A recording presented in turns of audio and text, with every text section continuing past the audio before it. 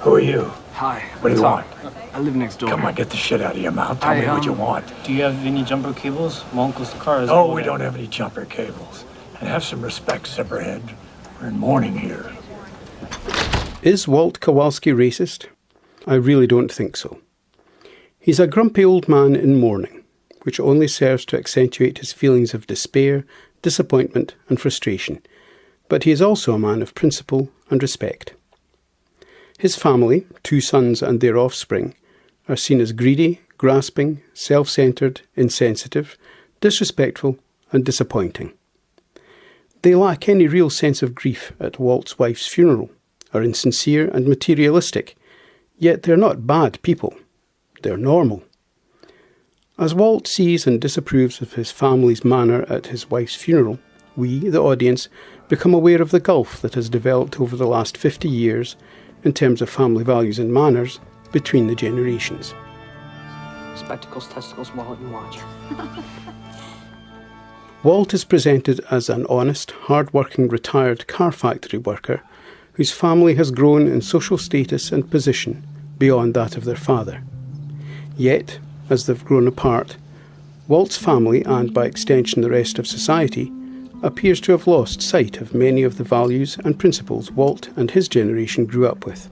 Youngsters, in the shape of adolescent gangs, appear to have no cohesive force and have turned to gang mentality in an effort to build bonds and protect themselves and their fellow gang members from other gangs.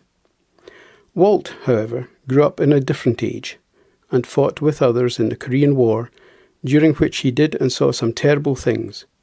But this common experience appears to have brought about a sense of reflection, togetherness and unity, which seems to be missing in today's society. Perhaps having to fight for freedom and a cause greater than oneself brought about a cohesion which is missing from today's society. The thing that haunts a man the most is what he isn't ordered to do.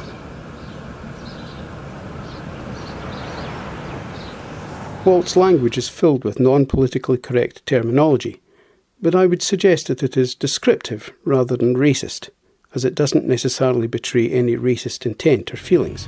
You can count on that. We used to stack fucks like you 5 feet high in Korea, use you for sandbags. He treats everyone equally, whites, blacks, Asian, or any other group. He's equally impatient and disapproving of lack of respect and principle, whatever the source. No one is picked upon purely by virtue of their origin. Everyone he criticises does something to upset his sense of fairness and respect. Of course, he makes many outrageous statements, but these are delivered with no little humour and even affection. The scenes with his barber are racially quite awful, yet these men are friends. Clearly, this is considered a man thing, with both participants refusing to show genuine friendship and affection, preferring to cover these feelings with insults. See you in 3 weeks, prick. Not if I see you first, dipshit. This may not be PC, but neither is it strictly speaking racist, as neither is serious in his jibes. This is amusingly reflected in Walt's conversations with Tao and Tao's introduction to his potential employer on the building site.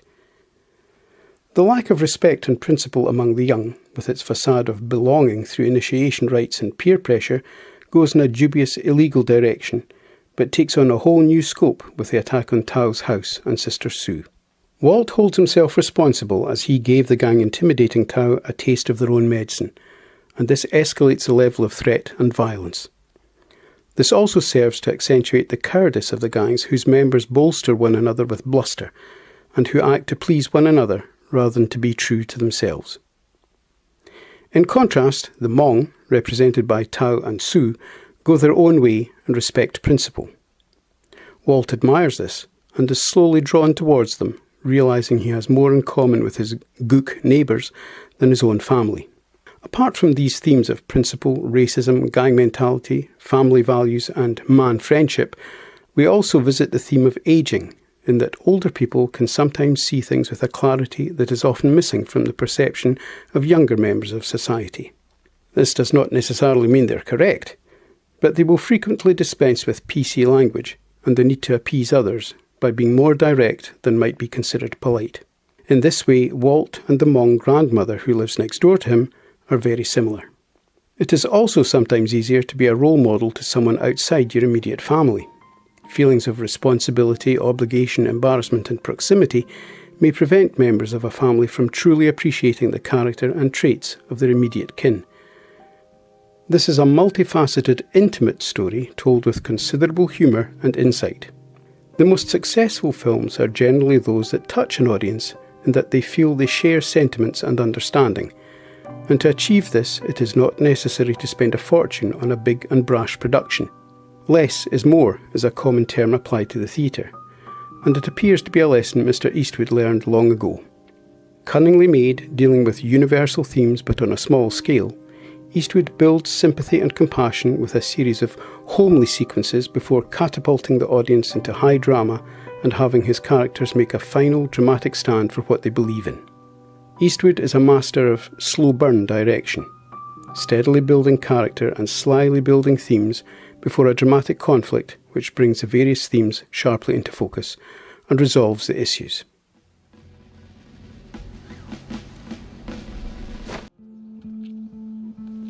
My thanks for watching this video. I hope you found it of some value.